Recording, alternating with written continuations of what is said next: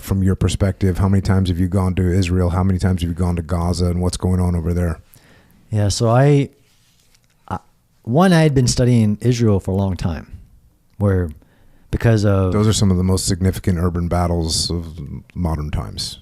They were in these various. Yeah, they were. I guess they were. Yeah, and very unique. Yeah. There's so much uniqueness to it, but because I was doing an international working group on subterranean warfare. Like I was having conferences in Israel about tunnel warfare, going to Hezbollah tunnels in northern Israel that they had discovered, and Hamas tunnels before this war. But yeah, they're a unique military too. So they're a military that can task organize for the environments in which they face. Where most other militaries like us, the U.S. military expeditionary anywhere in the world, is designed for a lot of scenarios.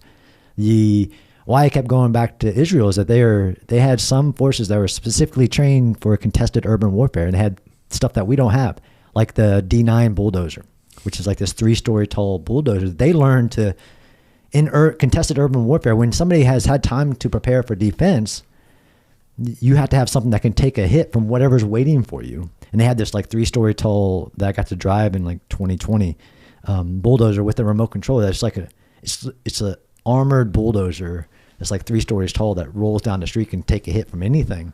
And they had learned in 2002 that was very effective, and they integrated it into combined arms. They have a tank behind it and an armor formation, but they also have one of the world's best urban warfare training sites in Sealim, better than anything we have. The tunnel. So I was going there, but I also written case studies on the Battle of Suez City, Jenin, and others, because it's like you said, the genesis of like the close quarters battle comes from Israel, and some of I'd embedded with their Magav, basically their version of Delta, like the Yamam and others, studying Israel. So I had a lot of connections. October 7th happened. I, of course, was watching it. I've been there 3 times since October 7th.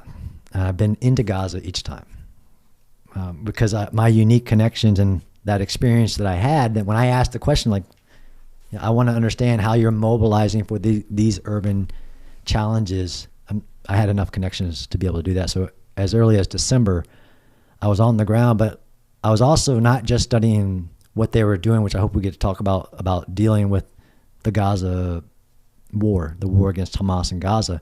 But I also wanted to study the October 7th attacks. And that was the podcast I did. So I had watched the video. I don't know if you've seen it. I have not seen it. I think I could probably help you see it. But I had seen that in November in New York City. I gotten. So explain what the video is for people that don't know.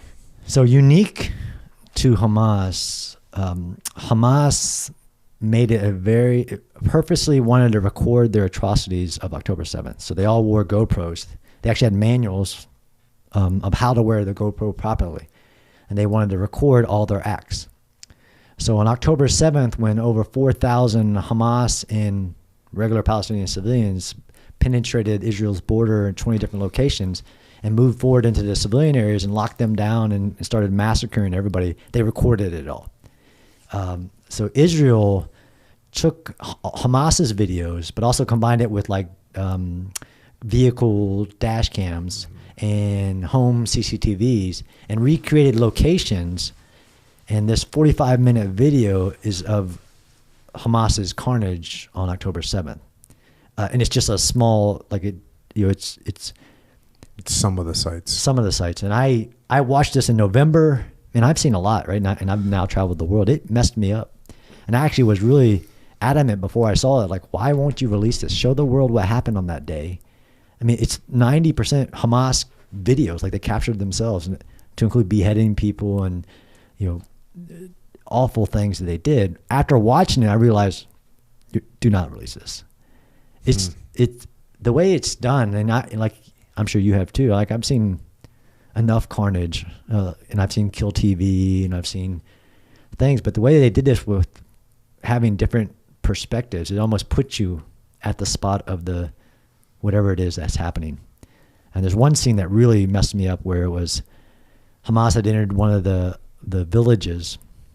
All these villages are on the border, and the dad wakes up with what's going on because they have like 30 seconds to jump into bomb, because Hamas on October 7th, the morning I've launched 4,000 rockets So the entire country thought it was a normal Hamas rocket attack, although the scale was beyond anything they had seen. So they all jumped into their bomb shelters. If you live in Israel, it's a requirement when you build a house to have a bomb shelter because Hamas and Hezbollah and others launched so many rockets. So in this video, the 45-minute video is one where this dad, and I'm a father, is in his underwear. He grabs his two sons and he runs out to the bomb shelter because they'd gotten the alert that the rockets were coming. It just happened to be seconds before the actual Hamas terrorists were in his village, and they enter his courtyard, throw a grenade in there, and you see him fall out of because they're not like safe rooms, they're just shelters, sometimes in the back or sometimes in the house. And you see him fall out, and you see the two kids come out, and they're all rippled with shrapnel and everything because the grenade went in there. The terrorists take them back into the house, and this house just happened to be fully equipped with CCTV camera. And the two kids are put on the couch, and you can tell like they're bleeding, and they're talking to each other about, I can't see, where's dad? Dad's dead. And then I hear one of the kids make this moan that I've heard enemy make on the battlefield. This very like deep, like eerie death moan, I call it. And the Hamas guy is standing over them laughing. And this is the scene that people have talked about where he laughs at them, tells them to shut up, and then goes to their fridge and drinks a Coke over the top of them. For some reason, that savagery really, at that moment, like really hit me. But it's everything. I like the glee that they have, and when they're recording themselves, how happy they are about what they're doing, was like something I had never seen. It's like they had released thousands of Jeffrey Dahmers into Israel. But that's what that video is. It's 45 minutes straight of seeing from the Nova Music Festival to all the different villages with all these different perspectives, and from beheadings to, awful things. And who is it? The Israeli government that compiled this? Yes. And it's the Israeli government that has decided not to release it. Correct. And they think their reason for not releasing it is because it's too brutal. There's a few reasons. I've never asked. I've interviewed now everybody because on all my trips I've interviewed the prime minister, the head of the military, like many politicians, everything. Nobody's ever said like, John, this is the reason we didn't release. I know many of the reasons. One is respect for the people that are in it. It's traumatizing. It literally like causes traumas for people that watch it, and you have to like get help. Some people that have watched it. And it's the savagery of it. So it's almost like you're fulfilling the terrorist interest. Because even the Nazis tried to hide what they do. It's really unique that they wanted this to air. And you can go to like places like October7th.com, and you can see a lot of the videos, just not with the Israeli kind of the dashboard cameras and stuff. You can see most of Hamas's videos that are out there, the savagery of it. So I think there's many reasons why they haven't. They tried to show it to as many groups as possible, and they want control of it because you're almost fulfilling the terrorist interest of spreading it. And for the Hamas to, go through such extreme efforts of training their people on how to wear these cameras so they can capture all this savagery, what's their purpose behind that? Why are they doing that? So it's so the video, so the books that they carried. So the videos, why they do it, because it's some people have lost the definition of terrorism. What terrorism is meant, the definition of terrorism, basically violence on civilians for the purpose of political goals and instill fear in others. And but I think it was a accusation of their radicalization. Like and this is the videos of where they're literally calling back to their mothers in Gaza saying, I just killed 10 Jews, aren't you proud of me? That level of radicalization within them is they wanted to spread to all other jihadists their successes. So I think that was a big part of it, and part of their warped form of fundamental Islamic jihadism, which isn't even what it says. So I think that's some of, although I never asked them, that's some of the reasons. But it wasn't just like wear the GoPro. The books actually explained, which as somebody who wrote a mini manual and everything, it was really eerie that it said stuff like, take the tires out of the Israelis' cars, light their tires on fire, and then roll them into their houses so that it will burn and suffocate them at the same time. for some weird reason, burning was really big to them in this plan. They also had drugs that they took to kind of, not that they needed it, to almost dehumanize the fighters if they were having problems, which was actually what happened in the Mumbai attacks as well.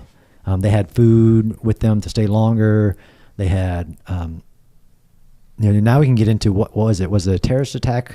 Which I personally don't think it is. I think it was an invasion. Mm-hmm. Because if you add up the 4,000 plus individuals who penetrated 20 different locations, the thousands of rockets, you get over a division of forces, and they plan to take terrain and hold terrain.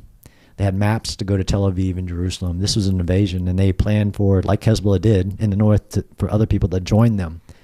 And they had all this intelligence on all the different communities, and they locked them down.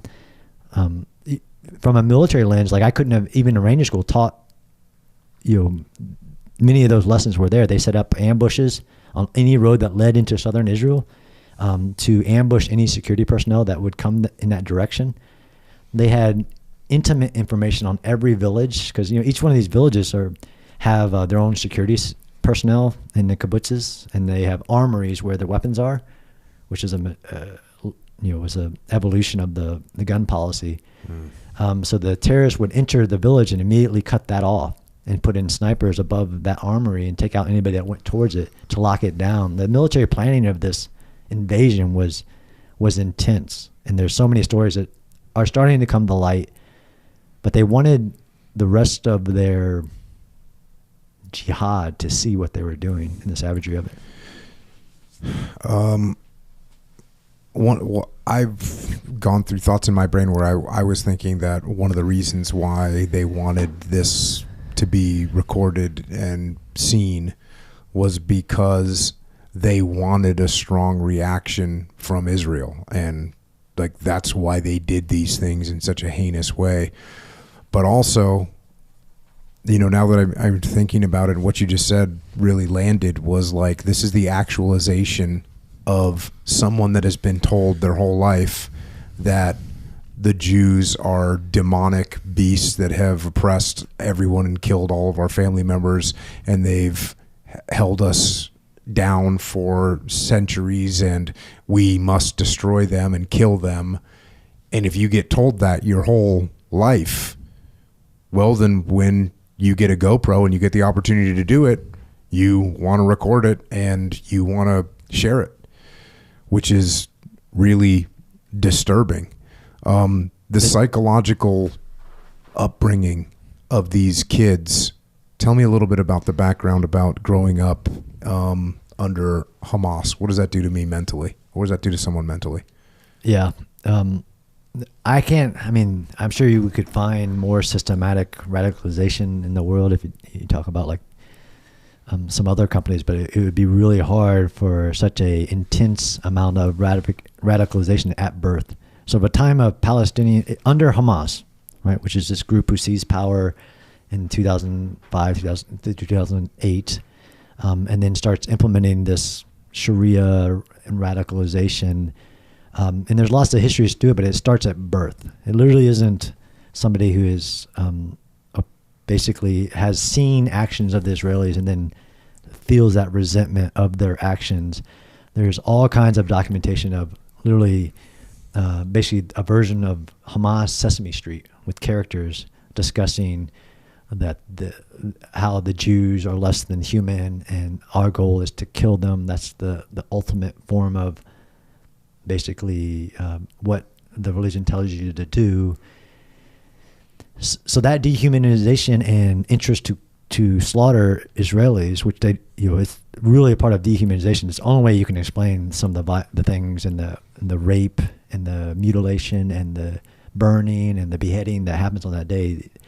That was a lot of Jeffrey Dahmer's, but that was started at birth. And you can see from the textbooks that start from the first time they can read to want to not just hate the Jewish people, but to kill them and destroy the Israeli state.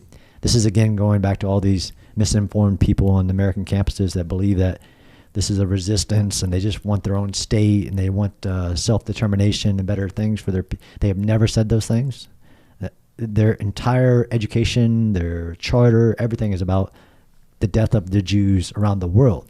and Israel not existing. They even had these things called summer camps in Gaza. Summer camps were, and I thought the numbers weren't right, and I had to keep looking, like 100,000 kids a summer going through camps on how to use weapons for the sole purpose, and then tactics, techniques, and procedures to slaughter Israelis and kill Israelis. And they have the sayings that, like almost answer, like the motto is the death of the Jews. And like that level of radicalization gets you to a deep hatred that isn't even like passed on from some action that happened. It's programmed in to achieve your ultimate goal on life, which is crazy. Like they're taught that that's their goal on life, is to have children to be martyred while killing Jews, to fulfill this philosophical ideal of the caliphate, which is the erasing of the Jewish people.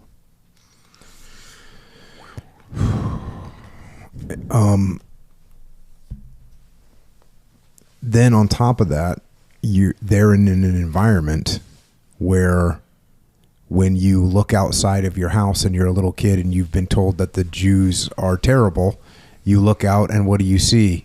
Oh, you see an Israeli with a weapon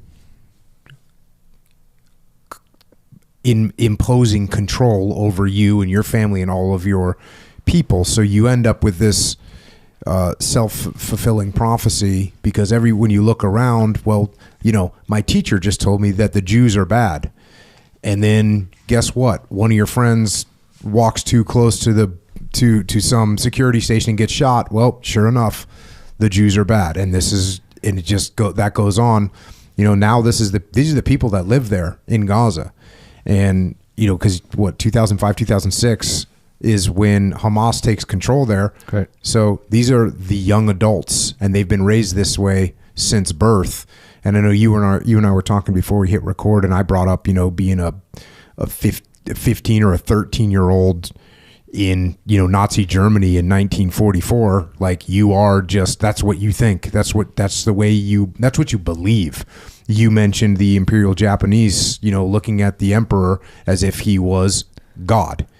And because that's the only thing and I mentioned, actually, before we hit record, I knew a guy that was raised in a cult, and he thought when he left the cult, he believed, half of him believed, well, when I leave, I'm going to get struck down by God. He believed that, and he had a little hole, he had a little room for error in that. He had seen the outside world, and he was like, oh, some things didn't match up.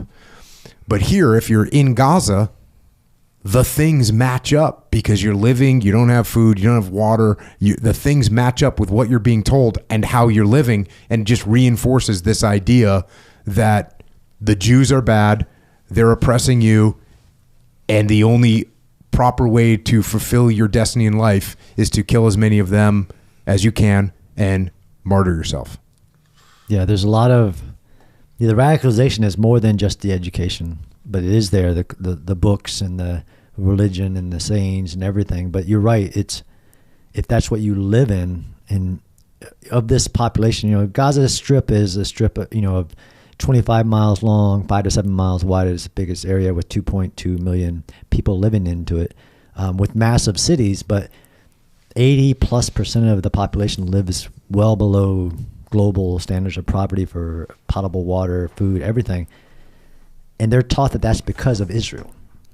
Although since Hamas seized power in 2005 and started launching rockets at Israel, that the leadership of Hamas are billionaires. Like the ones that live in Qatar, billionaires. The ones that live in, those are no longer around, were millionaires. The subjugation of the people is needed to fulfill the hatred that is indoctrinated, like you said, self-prophecy, validated, everything they learn about. Doesn't matter if the head of Hamas gets, saved in a surgery to rid him of his cancer. Like that doesn't matter. What they view of the outside world, and to include anybody, not them, but especially for the Jewish people, is validated in what they're living in. And the cause of that, which is unfortunately even in some Western societies, that this is all Israel's fault, right? The whole idea of apartheid, the whole idea of blockade, all of this and revisionist history, it's all Israel's fault. That all they want is to live side by side as good neighbors. Like, no, they've never said that. They've only ever said they want to kill all the Jews and erase Israel. It shouldn't exist. And that's what they teach and radicalize in the population. But that element of them living in poverty while they're spending billions of dollars to develop military capability to destroy Israel, that there's a break in that, and everything is built into it. The UNRWA refugee system, everything is meant to create this idea that they are the oppressed. And the idea of just, well, I want to break away from this. I want to, make a good life. I don't want that. Everything is done to ensure that maintains and that cycle of hatred continues. Mm-hmm. And it's aimed at Israel, not aimed at, let's say, for instance, Egypt, where Egypt is right there on the border, and that border is completely shut down, and you're not allowed to be a Palestinian living in Gaza. If you want to escape from there, you can't go to Egypt. Nope. And it used to be, most people don't understand, again, with the history, that people only want to, they construct their own narrative by taking the bits of the history they want and rewording them or whatever. But there used to be Gazans on the Egyptian side of Gaza. There was 50,000, and Rafah city actually split on the other side. And Egypt one day said, no, I don't want them there. And they basically forcibly told them all to leave. I don't care where you go. And then since the war, which I have been, as an urban warfare specialist, looking at the history of anything similar, although there's very few, I've never seen a situation where the civilians that don't, the non-combatants, the ones that don't want to fight, have nowhere to get out of the main combat areas, because Egypt closed their gate on October 7th and said not one refugee. And if anybody knows the geography of that area, the Sinai Desert in Egypt, there's a massive area of land. The ability for Egypt to open the border and create a temporary displaced person camp, like there has been in many urban battles, tent cities, NGOs that can get in there without the threat of attack, would have saved thousands of lives. Nobody talks about it. Nobody points the finger to Egypt, because they have self-determination if they want to, and they did. Not one refugee coming out of Gaza, and they have their history of why, with the Muslim Brotherhood and their tenuous political situation right now. But I found it really unique that nobody talks about Egypt, like in the broader scale, like the blockade. You can't have a blockade if there's another country with a border that goes in and out and controls the border. It's not a blockade. And if there are thousands of Gazans that are coming out of Gaza, which there were, over 20,000 Gazans coming out of Gaza to work in Israel, then it's not really a blockade. And if things are getting in, hundreds of trucks a day, and they're being searched for weapons, then it's, there are lots of reasons there, but then people reconstruct this narrative. Getting back to yours, no, the radicalization doesn't point the finger at their situation to Egypt. Or Hamas, for that matter, obviously. Or obviously. And Hamas is not the only bad guys there, right? So this is, again, a study in war. On October 7th, Hamas and Palestinians, to be very clear, it's thousands. So there were waves, and I broke this down in the article that I wrote about the attack. There were waves of, Nukba, which are the Hamas special forces that came in hang gliders, penetrated the walls, came in, went to their attack points, set up the ambushes. And then there were thousands of Palestinians who got the notice that the attack of the Jews was ongoing, and they crossed into as well. But Hamas is not the only evil terrorist group in Gaza either. They have the Palestinian Islamic Jihad, Lion's Den, other names of real people who have the same radical ideal that the whole goal in life, to include to be martyred, is to kill Jews.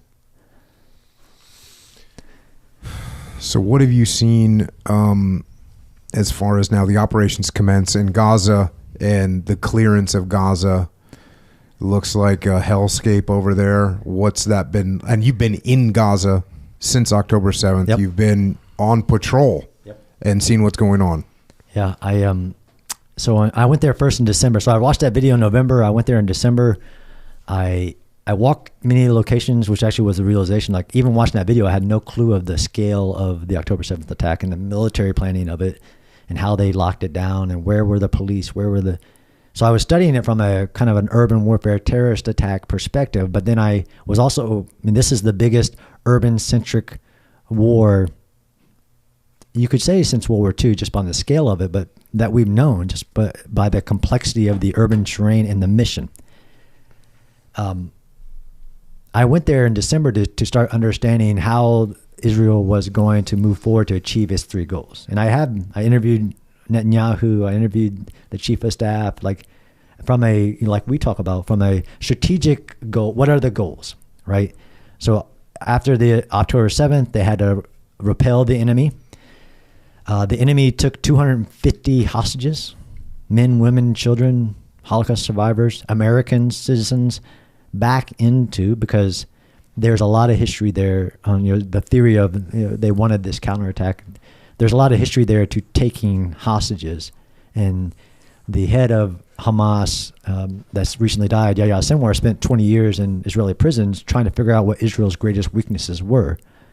One of them being its reliance on allies in the international community, the deep anti-Semitism. Like he planned this out for years, and the taking of hostages being the same. That guy there was an Israeli NCO sergeant that was kidnapped and held for 5 years, Gilad Shalit, and Israel exchanged 1,000 prisoners to get one guy back. And during that 5 years, from a special forces perspective, they never knew where he was in that density of Gaza. So 1,000 plus people, and Yahya, the mastermind of October 7th, being one of them. So after October 7th, you had 250 hostages be taken, like literally 8-month-old babies and everything. The rockets did not stop. And so I think some people discount this on like what is the realm of the timeline of this. You had the hostages immediately being taken. Then you had 4,000 rockets launched in the first few hours of October 7th, and thousands launched every day. Then on, now it's down to 0 or 1 to 2 or 3 a day. But nobody knew that they had amassed this level of a rocket arsenal. But there are 13,000 plus rockets launched out of Gaza despite the operation. So Israel declared war in accordance with UN Charter Article 51, like a self-defense war, with 3 goals, and those haven't changed since October 8th. Although Hezbollah attacked on October 8th, which does factor in. So you had this massive army attacking in the north as well. Their goals were to return the hostages, the 251, to destroy, and this is where people have tried to argue that they're not doing it, destroy Hamas. And by destroy, not from a ideal perspective, but destroy as in remove them from their military and political power. So it's more analogous when I kind of get frustrated on people thinking that Hamas is a counterinsurgency, is that Gaza, since 2005, when Israel left, and in 2008, Hamas, that's not Israel. Israel left it, and then after 2008, after the rocket attacks put up the wall, it was a de facto statelet, like an area. And the goal was to remove Hamas from political power and remove their military capabilities. And then lastly is, prevent Gaza from ever threatening Israel again, like with military capabilities. So those 3 goals were the start of it. Now, how did they array to do that? Is why I went in December to look at some of the bigger fights and how they started in the north.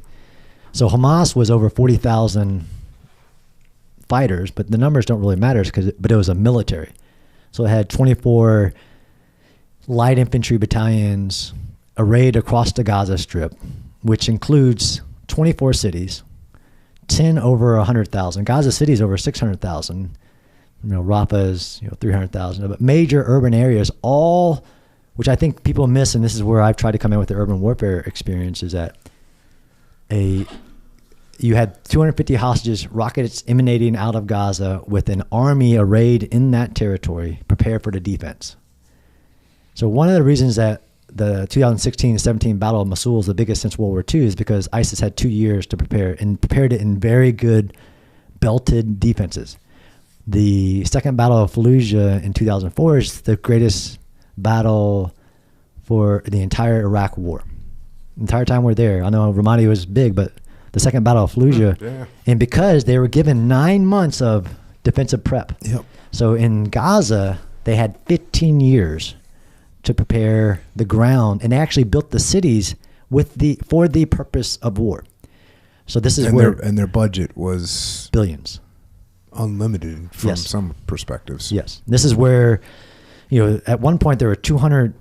And then I've gotten a lot of people like, if Israel knew this, why didn't they do something about it? Like the fact that there were 200 cement trucks a day going into Gaza to build hospitals, schools, and everything, but there weren't a lot of high rises going up, because in this 15 years they built the largest underground network ever seen in war. They originally thought it was 300, and as they started to interact with it, know that it's over 400 miles, so bigger than the London Metro, the New York City Metro, Seoul Metro, under the cities of Gaza. And unique to militaries, because China and North Korea have lots of tunnels too. They have thousands of miles. They call it the Great Wall underground in China. But it's not built under civilians for the sole purpose of using the civilians as human sacrifice to achieve their political goal. Because Hamas never, like you said, Hamas knew it couldn't defeat the IDF. But in its history, in Israel's history, that's not ever the goal. The goal is to attack, withstand the counterattack, and then get the world to cause them to stop. So this is where I said, even in December, Hamas's only goal is to survive. If it survives the war politically, they won. Because Israel set the goal of removing them from power, removing their military capability. But you have 24 battalions of Hamas. So you have like 5 brigades, and then you have 24 battalions arrayed across the Gaza Strip, with the main part in northern Gaza with all geographic locations. Each battalion has their own arsenal of rockets and caches in the houses, and its own tunnel network to support a delayed defense. I can't find in history where any military has faced those variables, because you have the hostages, that leads to time, like let's do a siege. Although doing a siege in modern wars, it would be hard to do legally, because you can't cut water, food, and everything from civilians. So you have the hostage thing, you have the underground network, so you're not going to reach that many of them. The remove them from power aspects of it, you have to physically do it, because Israel went into Gaza in 2008, 2014, 2021 with very limited goals of just reducing the rocket supply that was emanating out of Gaza. To do this, though, is more analogous to like a invasion of Iraq, invasion of Afghanistan, invasion of Panama, World War II style. I'm going to remove this, like even the invasion of Kyiv. Like, you got to remove the power, and then you have to take away this military capability for the next power to do it again, et cetera, et cetera. So Israel waited so after October 8th, Israel, of course, mobilized, because it's a very small military. It only has 2 serving divisions, about 100,000+ kind of in the field, and it mobilized 300,000 in the first couple of weeks. But it also gave notifications for northern Gaza to move below the central part. And I think you were talking about this in one of your podcasts as well, which is pretty much the standard of removing civilians from the population, right? You know what we did in the Second Battle of Fallujah. You drop flyers, you keep notifying, drop more flyers. Israel did that which I found it really interesting that they did that, like, because they're arrayed 4 divisions of forces waiting to go in. They're doing basically preparatory, like they're engaging rockets that are emanating out the rocket locations. If they know where headquarters are, they're engaging them with that bombing campaign that we could talk about. But they haven't launched the full invasion to remove Hamas from power. They give all the notifications, and then but the world says, well, you can't do that. I can't do what? Evacuate civilians out of combat areas so I can move them out of the most risk place. And they identified a road for them to go, same thing that anybody's ever done. They identified an area to go, so they couldn't go into Egypt. So Israel identified this beach area on the southwestern portion of Gaza. And one of the reasons they picked it is it's the only place in all of Gaza without military Hamas infrastructure underneath it, because it's too sandy. But these 400 miles of tunnels, and they only knew some of this now from discovering it. And I was in one in December. It was a multi-million-dollar invasion tunnel that ran from Gaza City to 100 meters outside of Israel, Gaza's border. Had power, ventilation, communication, lighting, everything. You could basically enter northern Gaza in a tunnel and come out in southern Gaza. That's how many tunnels. It's like I've never seen anything like it. And I went in February into Khan Yunis, in July into central Gaza, where they're creating this, where that thing that split northern Gaza. Nobody thought that was a barrier, like a natural barrier. It used to be a river, now it's a river basin that splits northern and southern Gaza, called the Wadi Gaza. Thought that was like a natural barrier, but Hamas actually figured out how to dig miles-long tunnels underneath that river basin to connect northern Gaza to southern Gaza. So if you're a military, though, and like, okay, what are the options here to return the hostages, get the rockets to stop firing, remove this entity from power? This is what I teach in that course, division-level attacks. So when I went there in December, and why do I keep going back into Gaza, is I'm trying to analyze, like, what are the types of forms of maneuver and operations they're doing.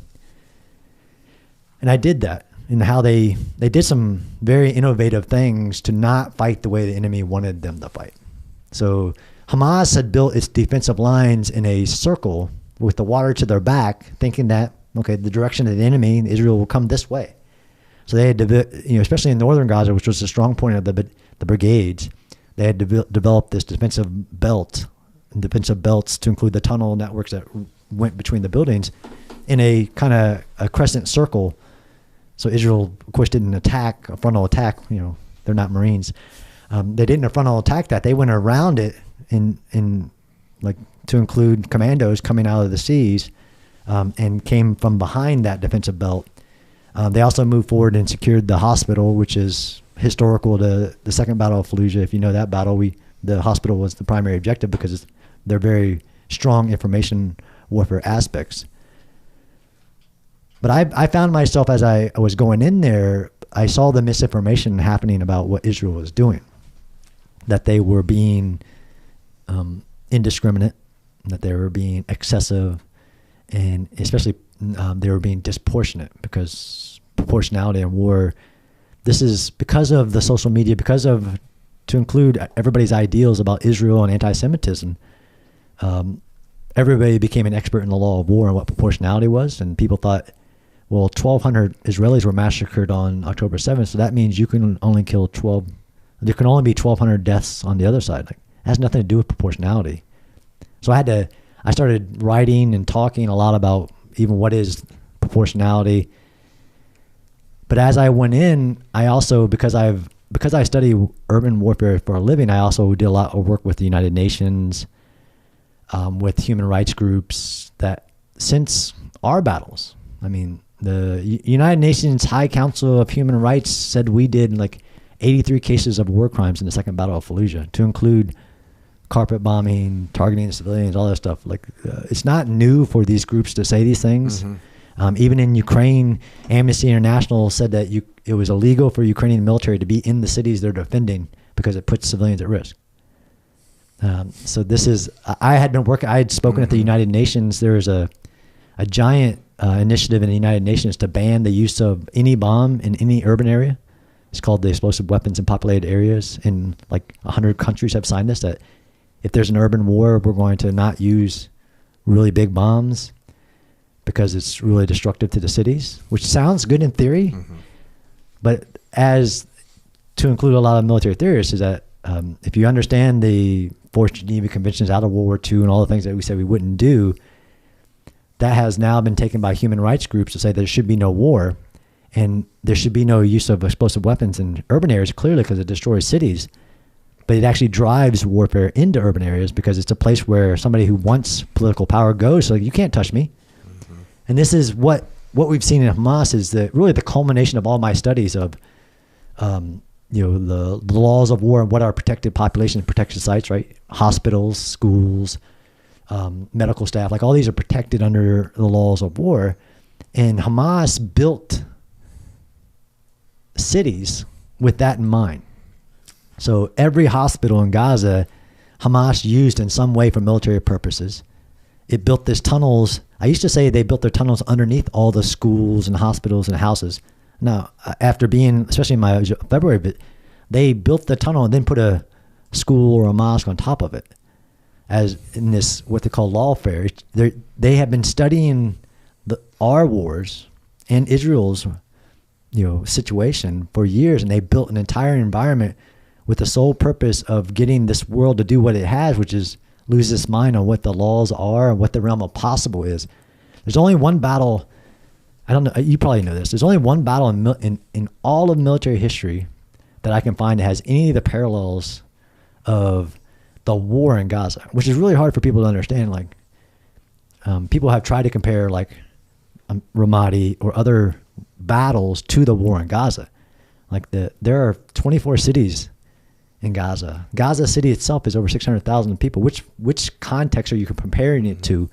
There were 5,000 in all of Ramadi. There were 3,000 in Fallujah. There's only 5,000 in Mosul. Are you talking about enemy fighters? Enemy fighters, yeah. And like the population of Ramadi was 400,000. Right. The whole thing. And by the time it started, it was about 250,000. Yeah, probably 250. Yep. And yeah, like they estimate around 5,000 enemy fighters. Yeah. So what do we got in Gaza? 2 million. 2 million people. Yep. And the fighters are over 40,000 just of the organized named enemy. Mm-hmm. Because this is the other thing. You enter Gaza, it might not be Hamas that attacks you, but it's a combatant. And I've had to teach people, like, what is a combatant and a non-combatant? Because you can be, this is the part of law of war that nobody understands, and maybe I didn't know as much. Like, you can, if you're a named military that I've waged a war against, I can kill you wherever you are. You don't have to be holding a weapon. If there's a barracks full of enemy fighters sleeping of the other military, I can destroy that barracks while they're sleeping. That's the law of war. And you could be a civilian, and you can also, like the grandma, which is the example I try to use that I told you about in Ukraine, who picked up the phone and called in an airstrike, basically. Mm-hmm. While she was using the phone, she was a combatant. She could have been killed. Mm-hmm. So civilians can, and there are rules, like if she stops doing it, and then she's not, but if she keeps doing it every day, then she can be killed. You don't have to be carrying a weapon as a civilian to be partaking in the hostilities. But if you are partaking in the hostilities, you lose your protections. There's only one battle that has any of the similarities of the hostage situation, the defense of the enemy, which I think people really discount on the realm of possible. Like, again, if the enemy has had time to prepare, it's going to look different than other situations where the enemy didn't. Mm-hmm. Even in like the Battle of Kiev, right? There wasn't a defensive position assigned. So the 1945 Battle of Manila is the only one that I've found, and I that has any of the similarities. So we were defeated in the Philippines. We retreated, but we left thousands of prisoners of war and civilians. When we regained power, we hit the beaches in the Philippines, and MacArthur said, "Go to Manila and free our people," because there were over 3,000 American and British prisoners of war and internees, so civilians, being held in the city of Manila. The Japanese originally had not planned to defend it, but then eventually the Japanese generals, the Navy admiral and the guys are arguing, and one of them decides that they're going to defend it. And they use 17,000 Japanese Navy personnel. They sink the ships in the harbor. I know there's some Navy stuff, but they like try to mess up the harbor, and they sink the ships, and they take the naval guns off the ships and put them on land. And for months they build this defensive position around Manila. MacArthur hits the beach in 1945, says, "Go to Manila and free our people." It's a city of 1 million. There's 17,000 defenders who have barricaded the roads. They have dug tunnels. They have sewers. So they have some of the aspects of the military defensive infrastructure. MacArthur said no air power. So he didn't want the Americans to destroy the city to save it. So he said no air power. So the 37,000 Americans and some Philippines attacked the city. We retrieved our 3,000 plus prisoners of war, but it's a bloody block by block fight, and 100,000 civilians die. Mm-hmm. I've gotten into this numbers game though in my work where like that's horrible, right? Well, just like I can tell you the number of civilian casualties in the Battle of Mosul was 10,000 when there were only 5,000 fighters, but we actually don't know how many fighters died. In the 100,000 that died in Manila, the Japanese killed most of those. The Japanese were, because they too didn't care about the population, were slaughtering them and stacking them in the bottom of the houses. They also starved them so that there would be a humanitarian crisis by the time the Americans got there. But I think the unique aspect that MacArthur didn't want the city destroyed, so he didn't use the air power, which, as you know, as a military person, means that, like in my Strong Point podcast, that I can teach you how to hold a building for weeks. Mm-hmm. If it has a subterranean in it, if it's ironclad made, you can hold. And we had this, like in Stalingrad with Pablo's house, where I can hold a single building for weeks against a division level attack. Yep. So if you don't have the ability to hit the enemy once you know where he's at, it's going to cause the fight. So that's why when I spoke at the United Nations, like, this is a bad idea. You're going to create really awful urban wars if you say you can't use munitions if you know where the enemy is to engage the enemy target. That gets you in the category of civilian harm mitigation. So that's the Manila case. I can give you the Battle of Seoul, right? Hackworth, Korea War. Mm-hmm. Most people know about the Incheon landing, right? You know about that? Yeah. It's like one of the greatest maneuvers of military history. Well, they hit the beaches of Incheon, and then where were they headed? Seoul. Mm-hmm. And they had to liberate Seoul. Guess who's in charge again? MacArthur. So again, he says, no air power. Take the city. It's called the Battle of the Barriers because the North Koreans set up barriers, and they have a very protracted fight. There's only 7,000 defenders. And we attacked with over 15,000 American forces. And as I wanted to help people understand, because some people said, well, that's, Manila's pre-Geneva Conventions when we said we wouldn't carpet bomb cities, right? Because we were carpet bomb Dresden and trying to influence the will of the people and their government to stop resisting. Well, Seoul's post Second Geneva Conventions, and it was and MacArthur said no air power, no unobserved fires. He had to release that as Americans started dying. There is zero record of how many civilians died in that battle. Lots of the city was destroyed. All the Japanese, just like in Manila, I know that the Japanese in Manila all died, all 17,000, because they killed themselves. There's no record of how many enemy died. There's no record of how many civilians died, but it's this huge, like, we raised the UN flag over Seoul, and it was a great victory. But nobody was, and one of the reasons is because the South Koreans were killing people they thought were North Korean collaborators. There's 2 million that die in the Korean War, but that's another example of when an enemy takes a city, how hard it is to take it back, but where the ideal proportionality in this war, everybody started asking me, well, what's the civilian to combatant ratio?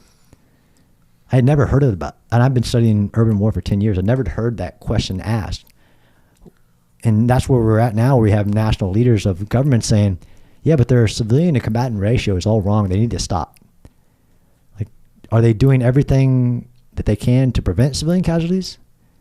So this is the other thing that was created after our wars, actually, after the Iraq War, really at the end of the Afghanistan War, something called civilian harm mitigation steps. As you know,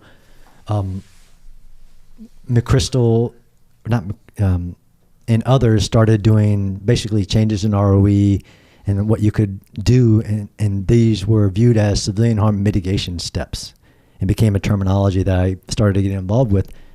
In urban warfare, some of those are like evacuate the cities before you go. Things like that. Israel did that, right? I told you. But then they started doing things that nobody does. Israel calls buildings before they strike them and tells anybody that's in them that, hey, we're about to strike this building. I knew that. I didn't think they would do it in this war. They had done it in previous wars, but they were doing it in November and December. It's called roof knocking, because they'll call everybody in the building, tell them all, like, you have an hour to evacuate. We're getting ready to strike this building for it's military purposes. People don't leave, then they'll drop basically low yield explosives on the roof and knock on the roof and do it. They were doing that. And I knew that before I went, but when I went there in February, I learned that they were doing things that no military's ever done. They were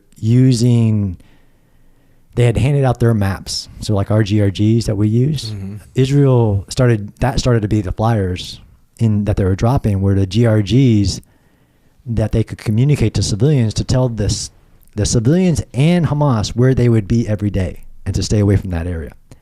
So instead of saying, okay, everybody in the city needs to evacuate, they cut it up, and the GRG said, okay, today we're going to be operating in area 200. Please evacuate this area and stay away from this area. We've never done that. And they started Also, and this is where I think I was telling you about this guy that I really want to tell you about, General Goldfuss, who's an Israeli Navy SEAL Flotilla 13 guy who they made a division commander. It's just their system. Who was always trying to think ahead of the enemy. And I embedded with him and his division into Khan Yunis. And he was doing things like encircling a neighborhood. Because at first, Israel just said evacuate the cities, move south of the Wadi Gaza, move into Al Mawasi humanitarian zone. And they had limited capabilities, but they did that evacuation. But reasonably thinking, that much of Hamas or hostages or something moved with them. They were being told where to avoid. Some stayed to fight, of course, and there was rough battles. In Khan Yunis, not only did he do what's called a call out, you know what a call out is? But he did it like citywide. So he launched 4 brigades in a penetration into enemy territory overnight, surrounded a neighborhood of over 250,000. When they woke up, they got the notice to evacuate through these Israeli positions, and Israel used facial recognition to pick out all the Hamas that were walking out, like Nukba level fighters. He's also the guy, the evolution of the tunnel warfare, why I keep going back as well, is to this tunnel problem nobody's ever faced. Nobody's ever faced, tunnels at this depth. So the tunnels run from underneath buildings to 200 feet underground. At over around 100 feet underground, there's no military munition that reasonably is going to reach that. I mean, we dropped the Moab in Afghanistan in 2017, but that was on a tunnel complex in the cave network. There's even a 2,000-pound bomb is only going to get you about 30 feet underground. 400 miles of these.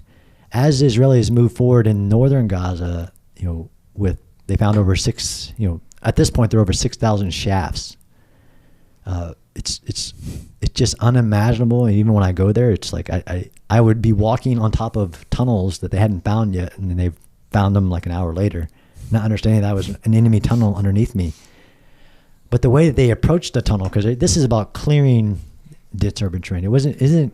It's about also finding the supplies and removing it from those areas. They move everybody out of safety, and they still got to clear the areas, and they're facing the same thing that we did, right? The IEDs, the house-borne bombs, the snipers. Snipers are lethal. But the tunnels was a problem set that I just didn't, even though I studied tunnel warfare. Originally, they were being very deliberate about it. Like they find the shaft, secure it. They lost some soldiers even to the booby traps around the shafts. But by the time they did this, the people in the tunnel, although they tried flooding, they actually brought in 5 industrial level pumps and were pumping seawater and fresh water into the tunnels, thinking that it would help destroy, because Egypt had success doing that, destroying Hamas cross-border tunnels by flooding them. It didn't work.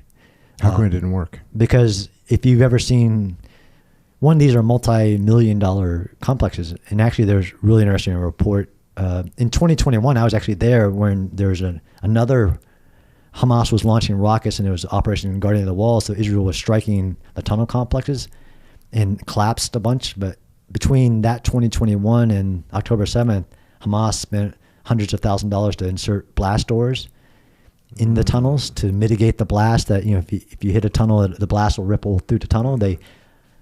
Yahya Sinwar himself authorized hundreds of thousands of dollars to put more blast doors in many of the tunnels. So this factors in when they started flooding, is that they're concrete tubes. So, and some of them are made with drainage in them. Wow. So they in one battle, in the Battle of Bet Hanun, they spent 2 weeks basically massive industrial level pump into this. And in 2 weeks, it started to hit the surface, and actually that's when they started to have fights on the ground. So they were having weeks-long battles with people and barely seeing people, because of the way each brigade and battalion and company have their own tunnel network. So it'd fill up, but then it'd just drain back out. They're not made of sandy stuff that's going to collapse in on it.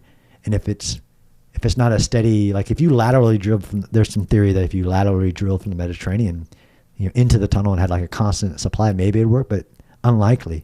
It just would all drain out.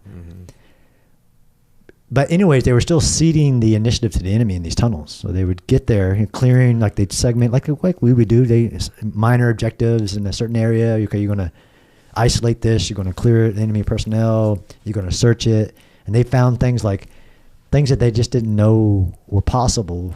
I already told you about the ones that are going under, but they found deep buried rocket production sites.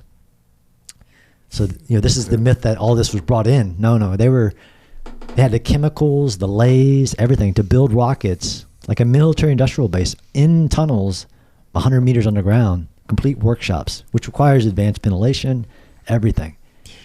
As they were finding this, they're always one step behind the enemy. So Hamas was doing a delayed defense. It would fight for as long as it would, move through its tunnel, activate all the booby traps, and then leave.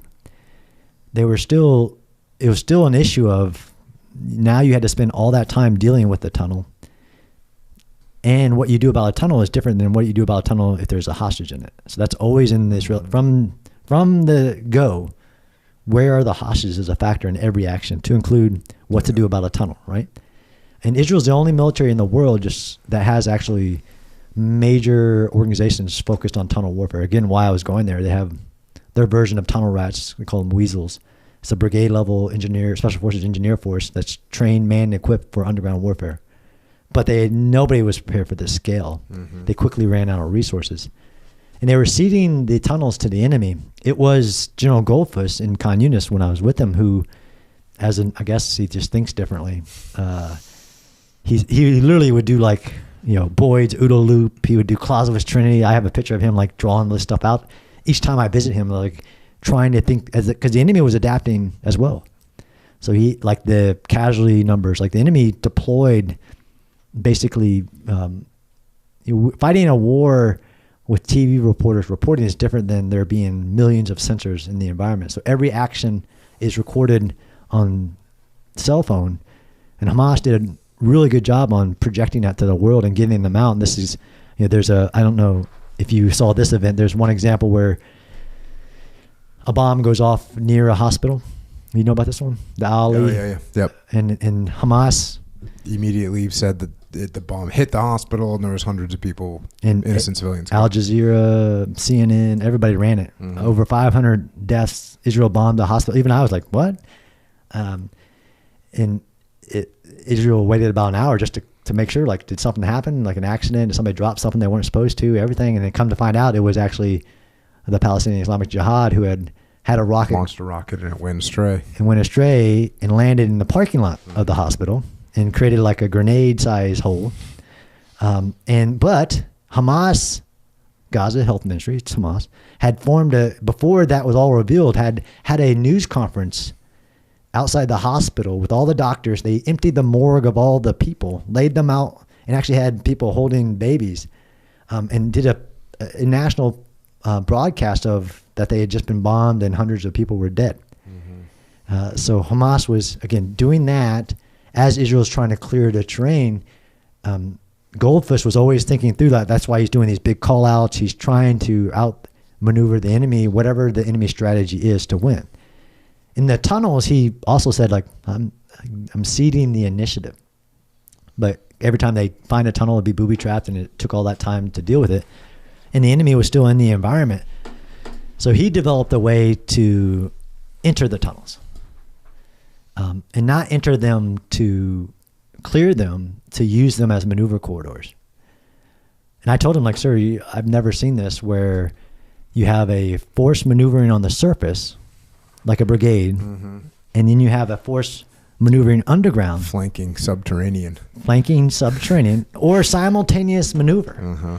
And I was sometimes I ask questions next question, how did, yeah. And I actually talked to the brigade commander who was on the surface, how did you communicate with, I didn't, because they were controlling at the division level, but they were entering the tunnels before Hamas knew they were in the tunnels.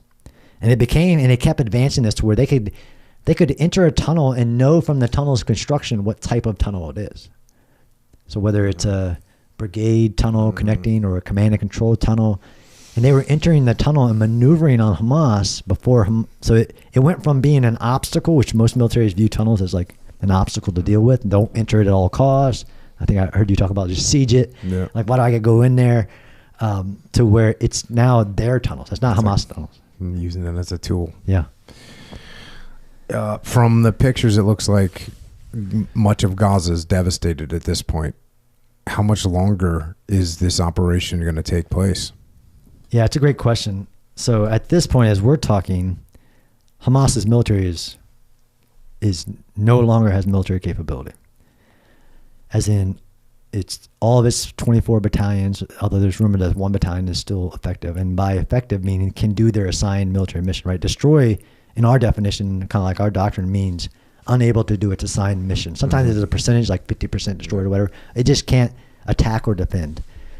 Hamas as a military is destroyed. Its leadership's gone, and its ability to hold ground and defend it is gone.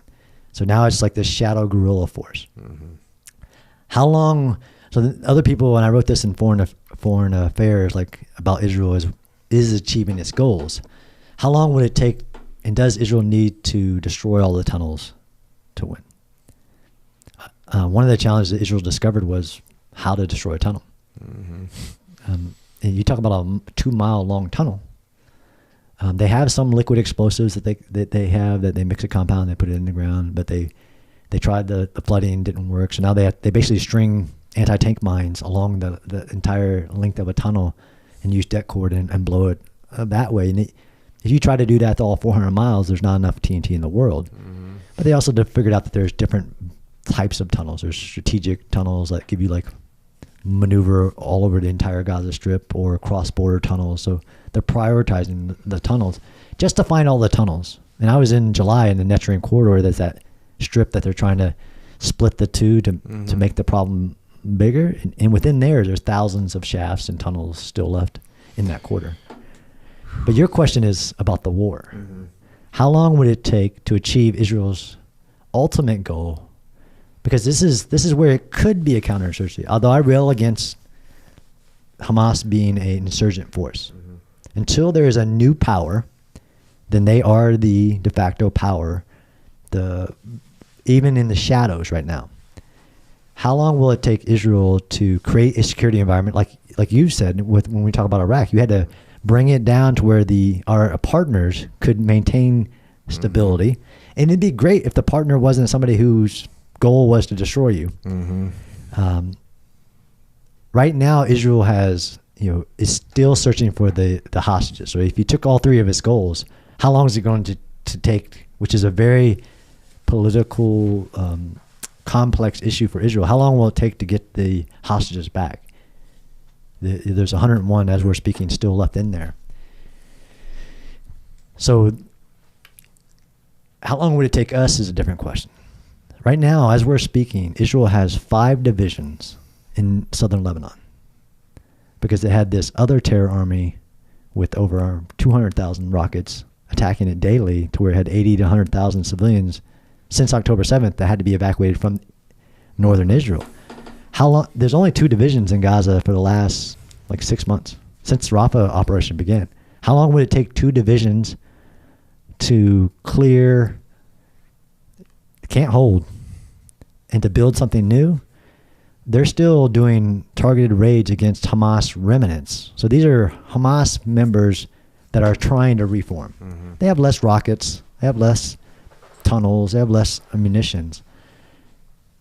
I don't want to give a number because we were talking about predictions. Yeah. It's going to take a long time. A long time when they have 5 divisions trying to push Hezbollah back from its border in the north, and only essentially 2 divisions.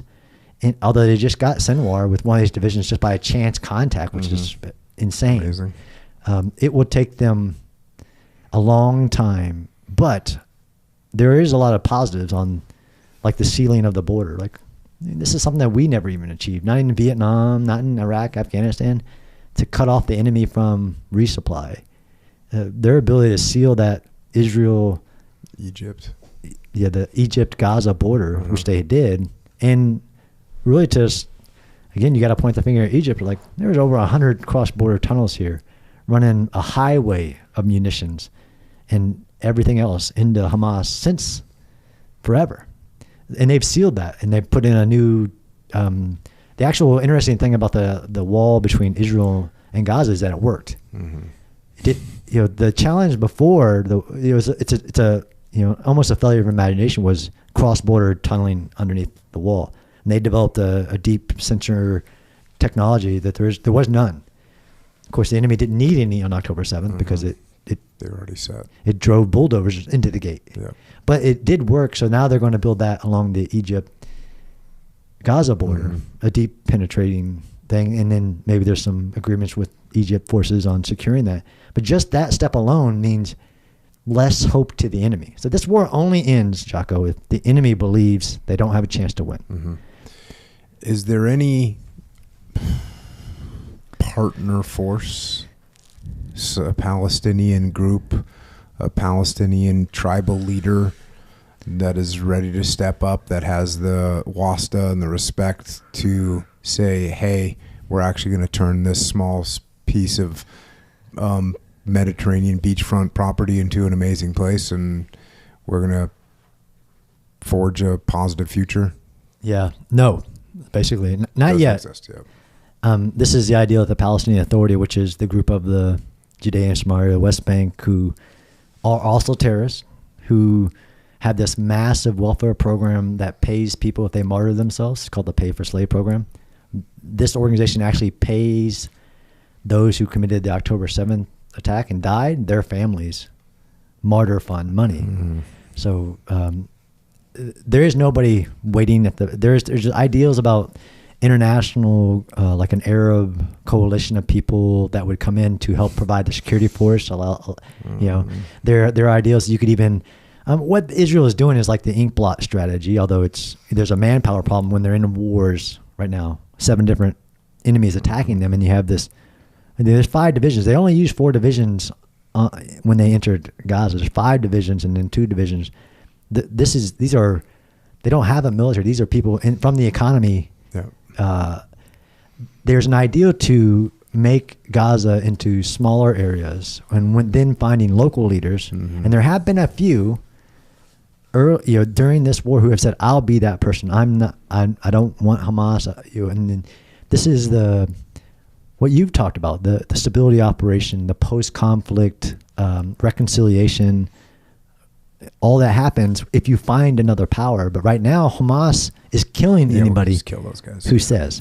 Palestinian Authority, Israel knows that they're equally as bad. Then that's who Hamas killed to take power, was Fatah and the Palestinian Authority. So the answer is no, but if it's on Israel to create the security environment in which something could form. Like if you're a Palestinian right now, if you know you raise your hand, you're going to get killed, then there's less incentive to do it. Security for the populace. So Israel is working on, and there are these ideals of islands, and there are even international hospitals within these islands. So there's ideas of like, okay, there's the Turkish hospital. So could Turkey come in with a force to create the environment in which a local leadership could lead?